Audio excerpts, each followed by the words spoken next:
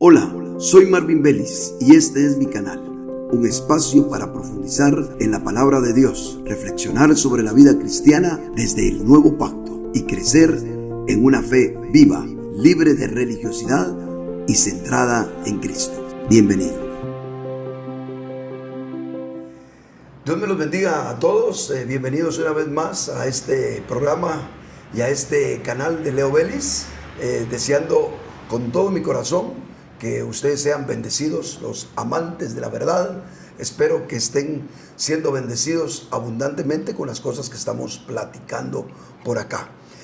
Antes de empezar, también quisiera decirle a todos los que nos están sintonizando que si pueden sugerir algunos temas, obviamente bíblicos, que podamos compartir, y si el Señor me permite tener algo sobre ellos, pues los estaría compartiendo en el futuro en este canal.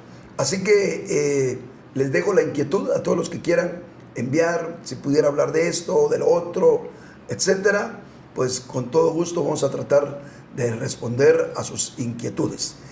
Aparte de eso, pues hoy tengo conmigo a alguien que es para mí un hermano, pues en la fe. Por supuesto, es un hermano en la fe, pero aparte de eso también es como un hermano para mí en la carne, un amigo de muchos años. Desde nuestra juventud nos conocemos y estamos acá con casi 40 años de conocernos, perseverando en el camino del Señor, y para mí es un gran gusto tenerlo en este programa. Mi hermano Walter Aguilar, bienvenido. ¿Podrías darnos algunas palabras, hermano, para todos los que nos van a sintonizar? Muchas gracias. Yo también estoy muy complacido, agradecido con el Señor por estar esta tarde compartiendo junto con mi hermano Marvin, que justamente eso mismo venía pensando mientras me dirigía a este lugar. Tanto tiempo, tantos años, tanto testimonio de la palabra, que ha sido el fundamento para nuestro crecimiento espiritual. Así es que muy agradecido de estar acá y bendecimos el nombre del Señor. Amén. Amén. Gloria a Dios. Bueno, vamos a iniciar el tema, y en esta ocasión yo quisiera utilizar algo así como un tema sugestivo, si usted me lo permite decirlo de esa manera, y ponerle a esta plática el Evangelio perdido. A ver, le voy a explicar por qué. De alguna manera, que no lo entiendo a cabalidad, a lo largo de la historia, el Evangelio completo de nuestro Señor Jesucristo, juntamente con todo lo que los apóstoles explicaron, es decir, todo lo que encontramos nosotros en el Nuevo Testamento, con el tiempo se fueron perdiendo muchas cosas. Pero hay algo que probablemente usted ni siquiera se ha percatado de ello, y es que yo diría que del Evangelio se perdió el 50%, y la iglesia hoy en día sí tiene rescatado el Evangelio de la gracia del Señor, de la salvación por fe, etcétera. Tiene rescatado el 50% de ese mensaje, pero el otro 50% tiene que ver con la responsabilidad que todos los hijos de Dios tienen. Es decir, el Evangelio de nuestro Señor Jesucristo tiene que ver con dos grandes aspectos. Primero, el Evangelio que va dirigido a aquellos que no conocen al Señor, aquellos que están perdidos en sus delitos y pecados, y que lo que necesitan es su salvación eterna, el perdón de sus pecados, creer por la fe, para que por gracia sean liberados de sus pecados y por supuesto tengan como consecuencia la vida eterna el día que llegue ese tiempo eterno que la Biblia nos explica. Eso sería, digamos, la primera gran parte del Evangelio. Pero la otra parte, que sería lo que yo le llamo el Evangelio perdido, es precisamente lo que tiene que ver con los que ya son hijos. Y si usted se da cuenta, el Nuevo Testamento habla mucho, pero mucho más para los creyentes, para los que ya son hijos, que el anuncio precisamente del Evangelio para los que no lo son. Entonces, las buenas nuevas no tienen que ver solamente para salvación, sino más bien tiene que ver para la salvación, si lo podríamos llamar así, de los que ya son creyentes. Ese evangelio perdido, o ese tema del evangelio que se perdió a lo largo de la historia de manera muy conveniente, a tal grado que probablemente usted ahorita está diciendo: este hombre ya está hablando herejías. Y permítame que termine el tema para que me pueda juzgar usted cabalmente. Pero en la realidad, la mitad del evangelio ha sido cercenado convenientemente por la religión para adaptar el evangelio a los tiempos modernistas, a una vida relajada que la iglesia del Señor a lo largo de la historia nos hemos dado cuenta que le ha encantado vivir. Desgraciadamente nosotros los seres humanos somos más inclinados al pecado, a la carne, y como creyentes no estamos exentos de querer y pretender vivir de esa manera.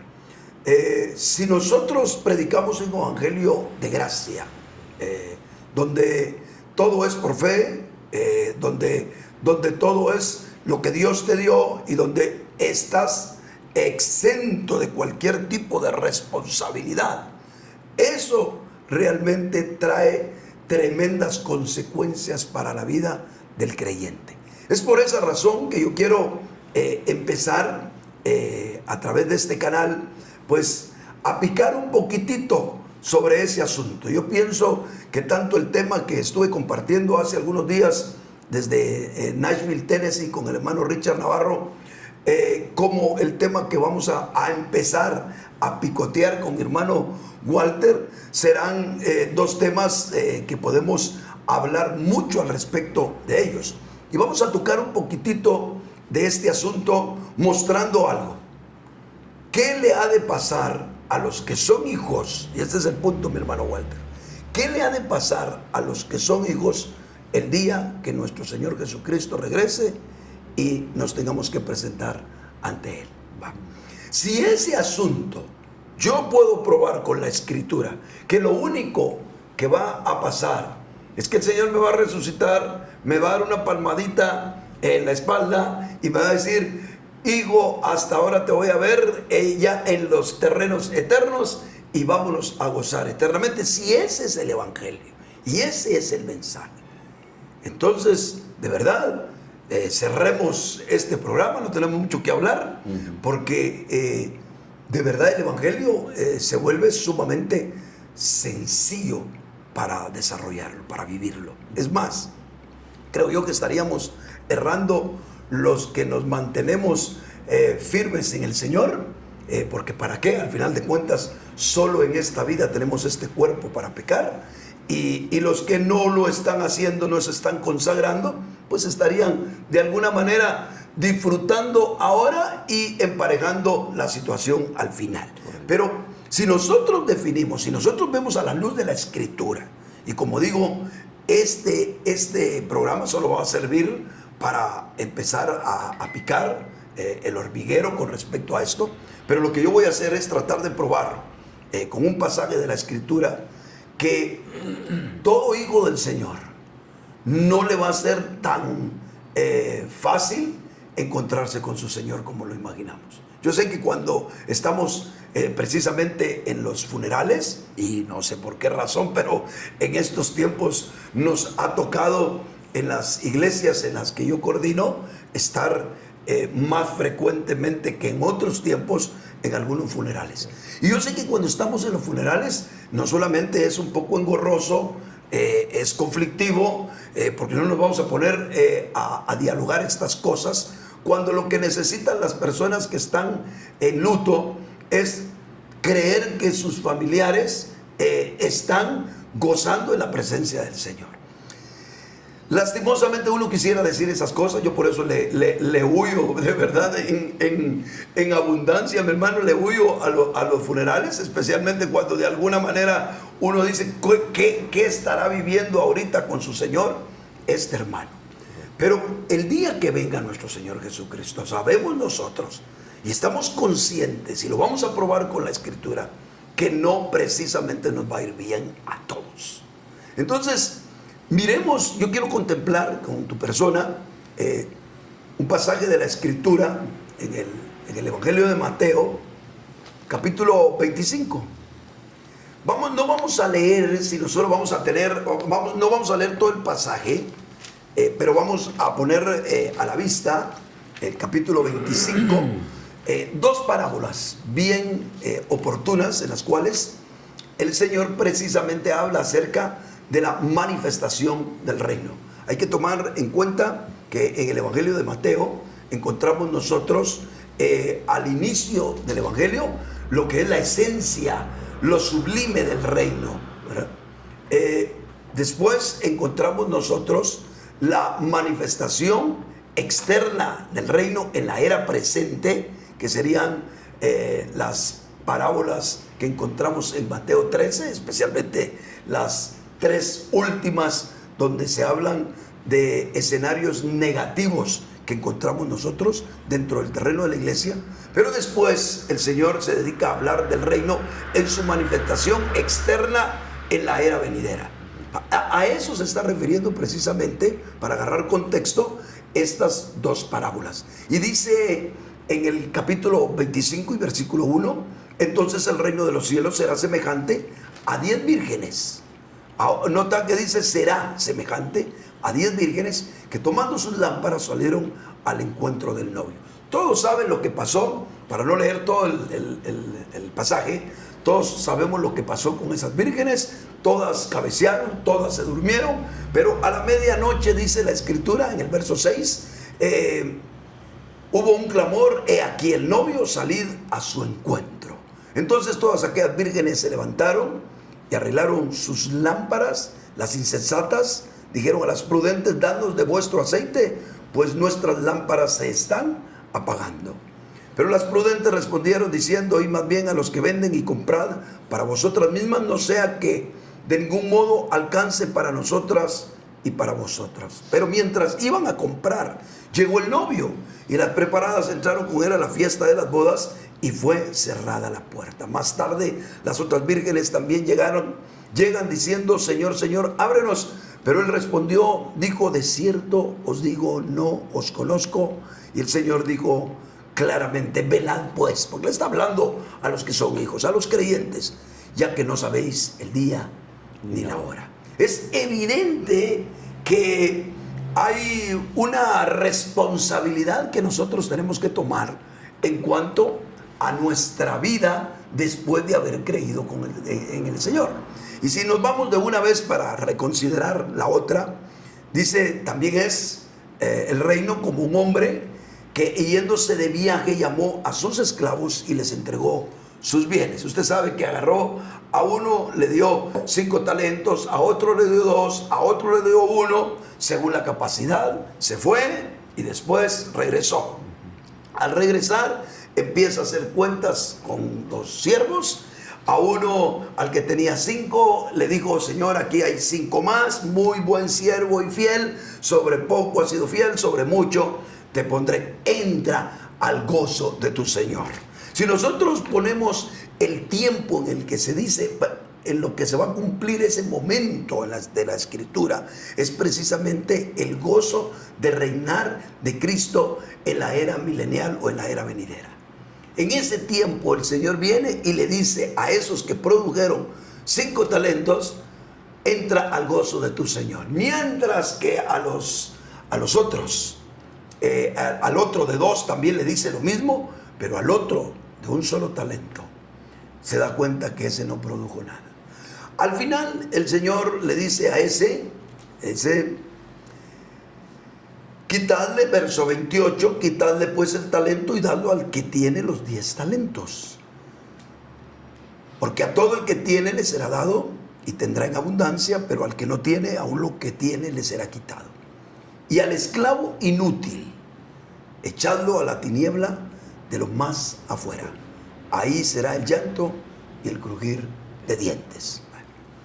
Entonces, estas dos parábolas, mi hermano Walter, perdón, si tú me quieres interrumpir en algo, hermano, aunque yo lo hago un poquito como tipo prédica, porque ya la cabeza la tenemos prediseñada para hablar de esa manera, tenés toda la libertad de levantarme la mano y de interrumpirme, hermano, que yo trato de hacer estas cosas más charla, pero me cuesta un poquito. Pero Perfecto. vamos ahí en el intento. Muy Ok. bien. Bueno, entonces, el Evangelio definitivamente es un anuncio divino, que de pura gracia, lo único que nosotros debemos de hacer es creer en Jesús. Con eso son perdonados nuestros pecados, según lo habla Romanos capítulo 3, y por supuesto somos justificados por su pura gracia, y como consecuencia de ello estaremos en la eternidad con Dios. Correcto. Es indiscutible. Ese es el Evangelio de la gracia del Señor. Si alguien lo que quiere es asegurarse de que Dios le perdone sus pecados y tener la vida eterna en la eternidad futura, pues cree en el Señor y se puede ir de vacaciones permanentes hasta que se muera. Correcto. Eso nosotros no podemos argumentar con la Biblia que Dios le va a quitar la salvación a alguien. Yo no comparto esa idea del evangelio de la amenaza, ¿verdad? El Señor te regaló la salvación, te perdonó los pecados muriendo en la cruz del Calvario, tú aceptaste ese sacrificio, Él te ha perdonado y por supuesto heredarás la vida eterna. Vivas como vivas. Pero el resto de la vida, como hijos del Señor, el Señor nos manda a dos cosas de forma básica. Lo primero es que encontramos nosotros que la parábola de las vírgenes nos habla acerca de nuestra responsabilidad, y la parábola de los talentos nos habla acerca de nuestro obrar. En base, si nosotros quisiéramos resumir qué debemos de hacer nosotros como hijos del Señor después de haber creído en Él, tendríamos que centralizar en estas dos parábolas lo que el Señor quiere de nosotros. Primero, cómo vas a vivir tu vida, la cual tiene que tener una cuota extra del fluir del Espíritu en tu vida, es decir, mantenerte de tal manera en el Señor que tu vida siempre esté floreciente interiormente, que la vida de Dios esté fluyendo en ti a pesar de las tormentas, que la vida del Señor esté fluyendo en ti a pesar de la adversidad y de cualquier cosa que te toque vivir en la vida. Como dijo el apóstol Pablo, aún en medio de las tribulaciones, que el fluir del Señor esté vibrando en ti. Esa es la responsabilidad del creyente como virgen. Tener el aceite del Espíritu, más agregarlo de manera extra, que sería que el Espíritu Santo viva en todas las funciones de tu alma. Que tu mente esté fresca para las cosas de Dios, que tu parte emocional esté liberada y feliz de estar con Cristo, ¿verdad? Y que aún tu voluntad esté firmemente puesta en las manos de Dios, de tal forma que tú busques lo de Dios independientemente de cualquier cosa que te suceda. Una persona así es la virgen que tiene aceite, pero tiene aceite de reserva, es decir, tiene para vivir extra para el momento difícil de la vida.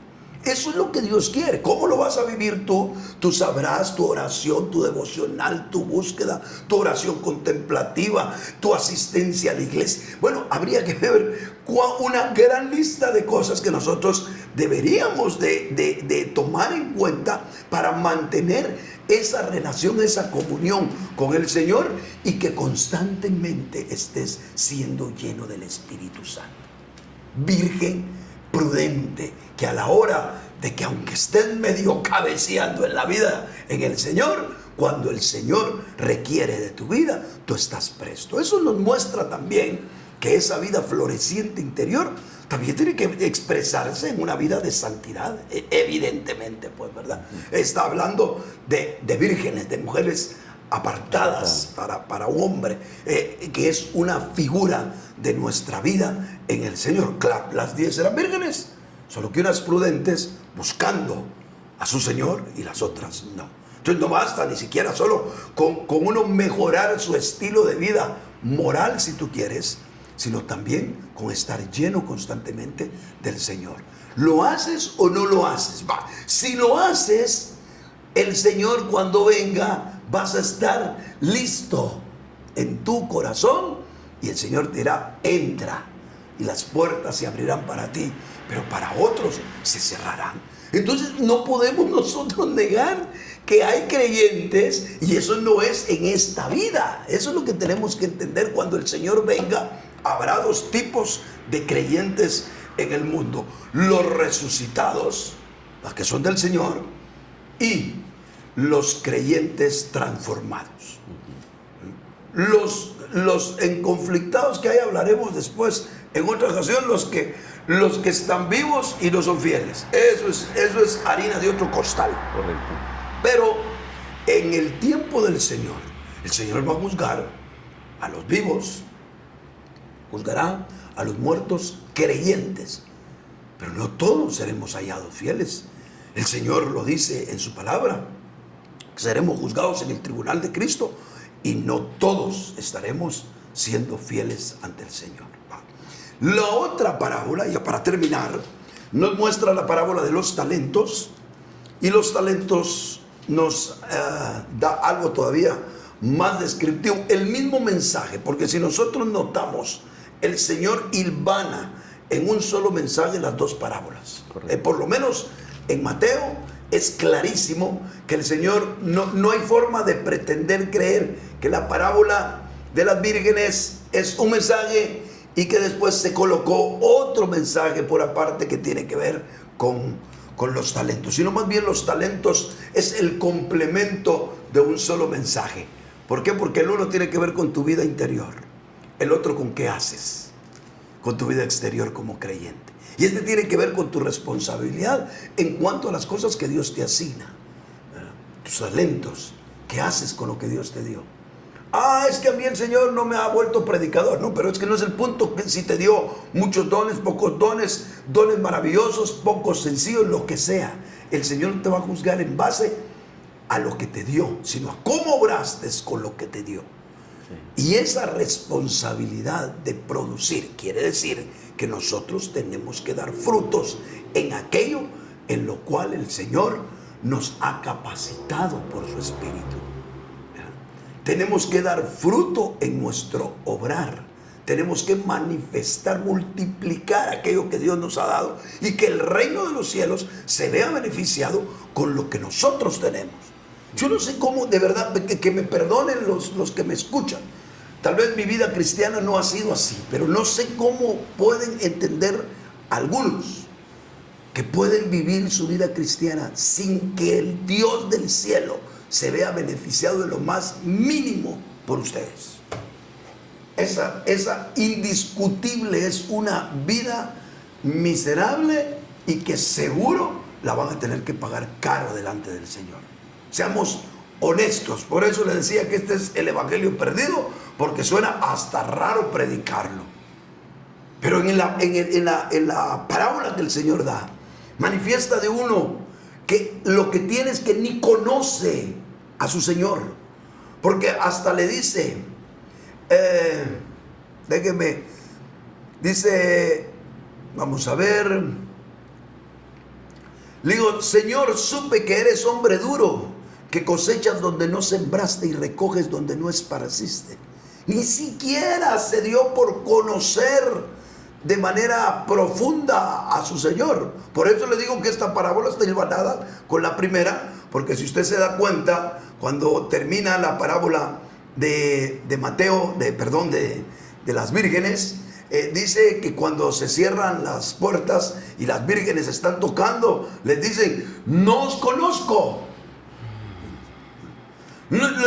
Hay gente que no se dedica a conocer el carácter, el deseo, la voluntad de su Señor. ¿Cómo va a hacer para obrar en consonancia a la voluntad de Dios si lo único que le interesa son sus propios planes? ¿Nunca ha pensado usted, perdóneme, usted que me complace, que me sintonice? Nunca se ha puesto a pensar en la voluntad del Señor para su vida? ¿En lo que Dios ha diseñado por usted para vivir? ¿Nunca se ha puesto a pensar en ello? A raíz de eso, dice la Escritura que el Señor llega con ese siervo negligente y dice: quítenle el talento y déselo al que tiene 10 talentos. Porque a todo, ese verso me fascina a mí, porque a todo el que tiene, se le dará más. es decir, el que tiene talentos que produjo, le será dado y tendrá en abundancia. O sea, si haces producir tus talentos, tendrás en abundancia. ¿Qué será la abundancia? Lo que te darán en el reino. Es decir, pero al que no tiene, aquello, es decir, aquello que le fuera dado en el reino, el que no tiene, es eso que le hubiera sido dado en el reino, pero que no lo tiene, aún lo que tiene, es decir, su talento que le fue dado, le será quitado. Y después dice: y al esclavo inútil, echadlo a la tiniebla de afuera. Ahí será el llanto y el crujir de dientes. Dejémonos de cuentos. Hay una era, la era venidera, la era de la justicia, la era del juicio de Dios, la era de la equidad, la era en que Dios va a regir con vara de hierro, en la cual unos creyentes regirán con Dios, gobernarán con el Señor, y otros creyentes tendrán que ser castigados en ese tiempo. Usted, si no se imagina cómo es que va a ser castigado, pues no se preocupe de imaginárselo. Téngalo por seguro que le va a pasar. Pero lo que sí es cierto es de que no todos serán aprobados en la era del reino como hijos del Señor. ¿Y seré salvo? Esa es la gran pregunta. Bueno, indiscutiblemente que sí. Al final de los 1000 años es evidente que la Nueva Jerusalén es el conglomerado de todos los creyentes de Dios que entrarán a la era eterna. Pero, hermano, ¿le gustaría vivir el reino venidero gobernando con Cristo? ¿O le gustaría vivir ese tiempo del reino castigado por su Señor? Usted decide. Amén. Amén. Bueno, mi hermano Walter, esto era lo que yo tenía en mi corazón hablar. Ahora es tu turno para que compartas Es muy interesante, me llama la atención que has escogido temas de los cuales no te has puesto de acuerdo con tu invitado para que podamos justamente hacerlo bien vivo, bien en vivo, sí. Y que podamos realmente tener las dudas en el momento y no prefabricado, ¿verdad? Correcto. Entonces me llamaba la atención porque estabas mencionando esas dos parábolas tan importantes donde el Señor pide cuentas. El Señor está haciendo una medida y lo refieres a los creyentes, ¿verdad? ¿Qué pasaría, digamos, yo veo en el caso de Mateo 20, donde hay otra parábola que también se refiere al reino de los cielos, ¿verdad? Porque el reino de los cielos es semejante a un hombre dueño de casa que salió de mañana a contratar obreros a su viña. Y en este caso, el Señor le termina pagando, es otro tipo de acuerdo, otro tipo de relación, al que llega a la última hora, lo mismo que al que llega a primera hora. Es bien extraño porque el Señor hace una diferencia, se podría decir, si se podría llamar en justicia, dándole lo mismo al que no trabajó mucho y dándole lo mismo al que trabajó todo el día. ¿Cómo podríamos relacionar esto?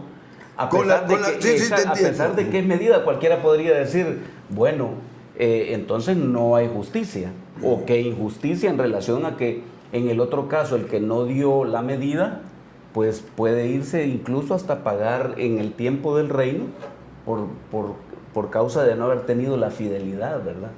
Okay. Entonces, muy buena pregunta, hermano. Esa duda, okay, está bien, porque sí, de verdad, a priori pareciera que se contradice en la interpretación una de la otra. Va. Lo que está mostrando la parábola de Mateo 20 es que Dios juzga el fruto cualitativo y no cuantitativo. Ahí estaría la clave de entender ese pasaje. En la realidad, el Señor le ofreció un denario al que fuera a trabajar a su viña. Así es. Llegó el que trabajó desde el primer momento, desde las 7 de la mañana, parece ser, hasta la última hora del día, desde las 6 a las 6. Se le tocó todo el día. Correcto. Pero le dieron su denario. Está el otro que los otros que llegaron a las 5 de la tarde y trabajaron solo una hora, y también le dio su denario. Entonces, el dueño de la viña, que está representando al Padre, ¿qué está mostrando? ¿Verdad? Que está juzgando, él juzga de manera cualitativa y no cuantitativa.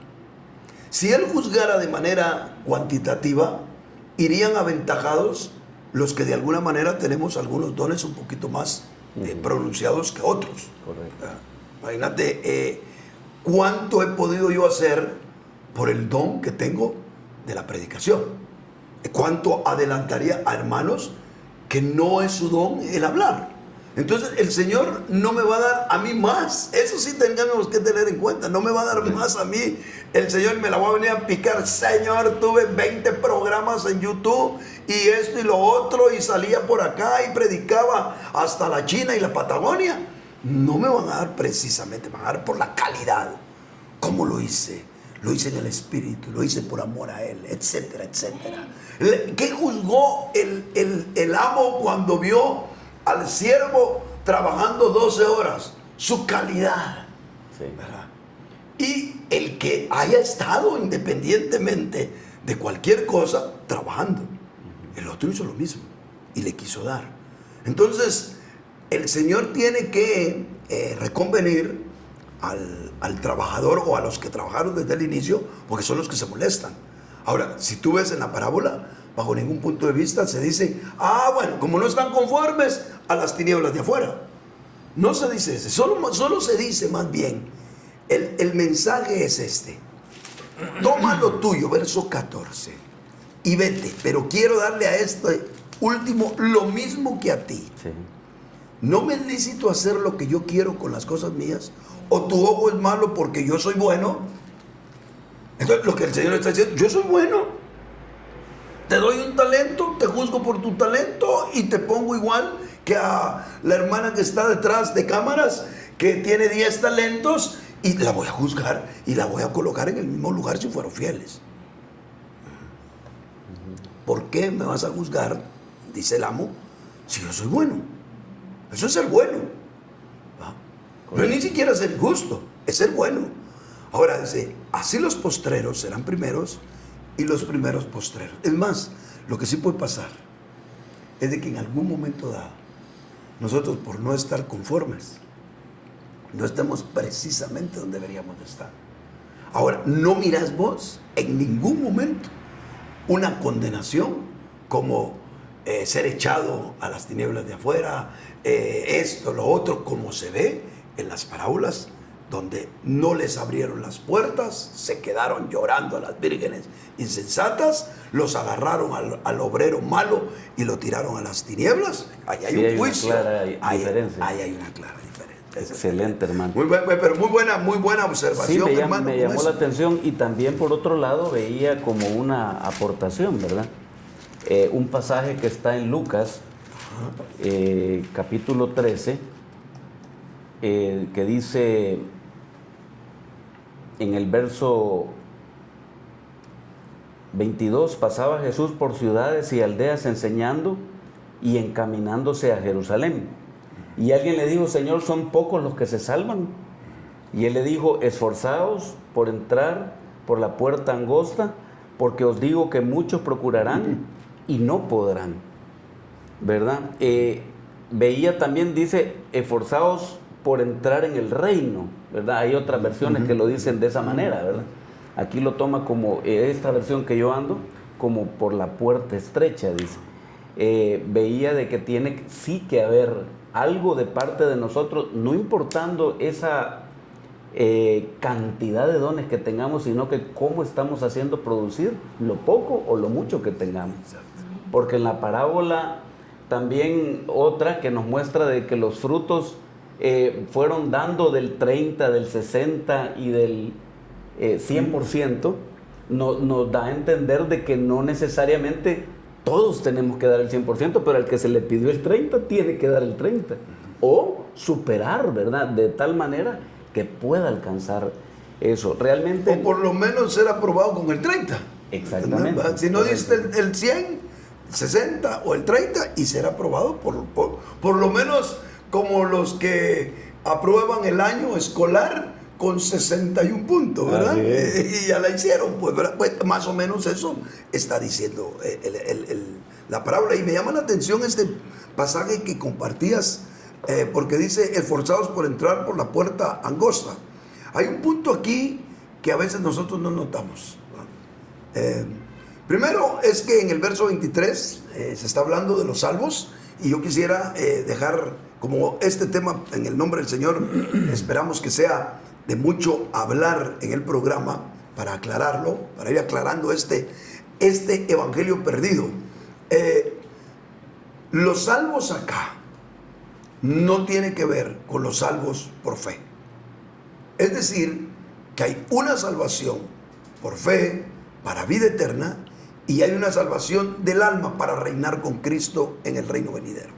Son dos cosas distintas. Las tenemos que distinguir en la Biblia. Si usted no las puede distinguir, haga algo. Sí. Tire toda la doctrina que tiene.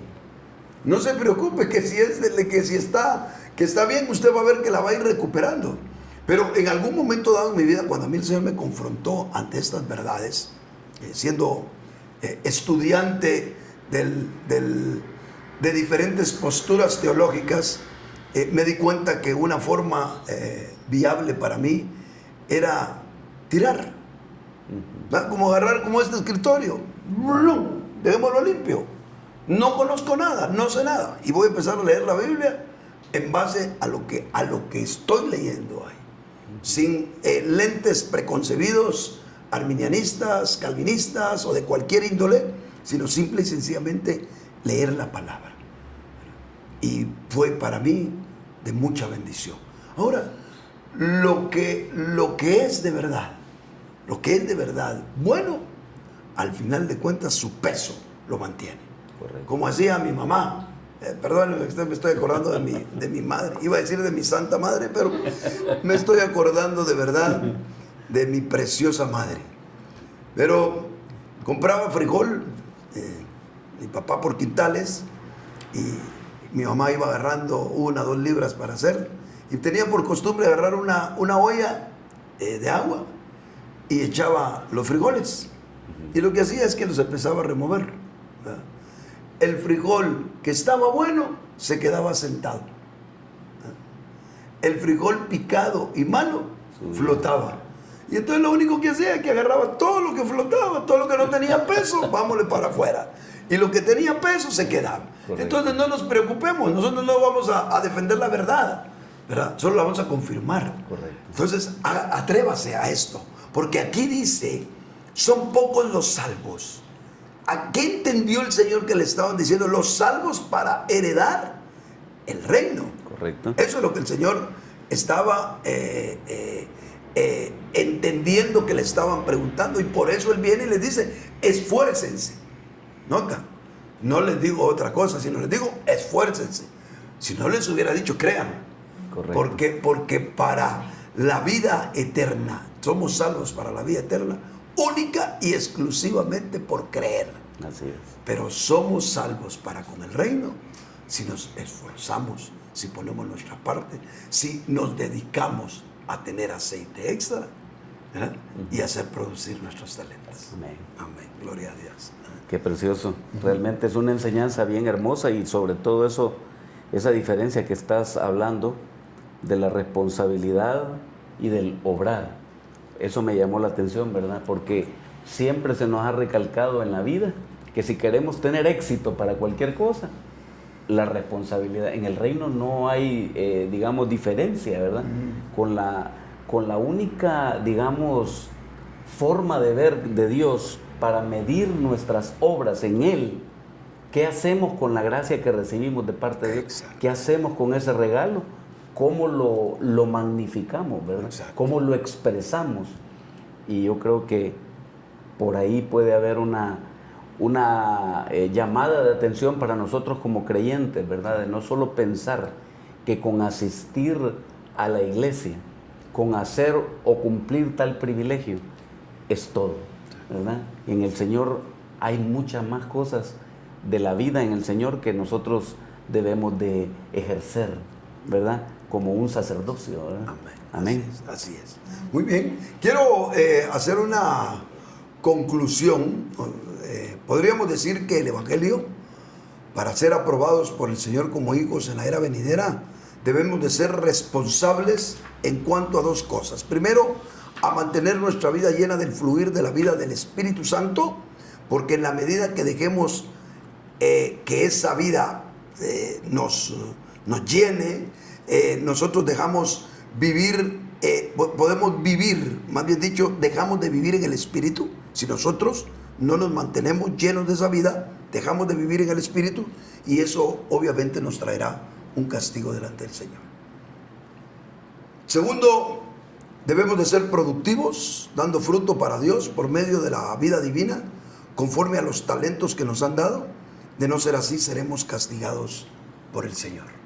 O sea, la conclusión es, hasta nuestra vida de comunión y devocional con Dios un día será juzgada, porque es ahí donde nosotros nos llenamos o no del aceite con el cual vamos a poder estar de pie cuando venga el Señor. Amén. Amén, hermano. Gloria sea el nombre del Señor. Bueno, hay un pasaje que nos pone los pelos de punta si lo leemos así como les dije, con la mesa limpia de nuestras doctrinas y de nuestros conceptos prediseñados teológicamente. Y a mí me gustaría leerlo. Amén. Es Hebreos capítulo 10 y versículos 26 al 31. Es más, prácticamente, yo lo voy a leer y que le quede a usted la exhortación directa del Espíritu Santo en cuanto a esto. Porque si continuamos pecando voluntariamente después de haber recibido el conocimiento de la verdad, ya no queda sacrificio por el pecado. Es obvio, ¿qué más puede hacer el Señor si ya murió por ti, ya murió por tus pecados? Y sigues viviendo ese tipo de vida, más bien una horrenda expectación de juicio y ardor de fuego que ha de consumir a los adversarios. El que viola la ley de Moisés por el testimonio de 2 o 3 testigos muere irremisiblemente. ¿Cuánto peor castigo pensáis que merecerá el que pisoteó al Hijo de Dios y tuvo por inmunda la sangre del pacto en la cual fue santificado y ultrajó al Espíritu de gracia? Pues conocemos al que dijo: mía es la venganza, yo pagaré. Y para que no pensemos que se lo está diciendo a esos impíos irreverentes, dice: y otra vez el Señor juzgará a su pueblo. Horrenda cosa es caer en manos del Dios vivo. Creo que está hasta de más el hacer algún comentario o explicación de dicho pasaje.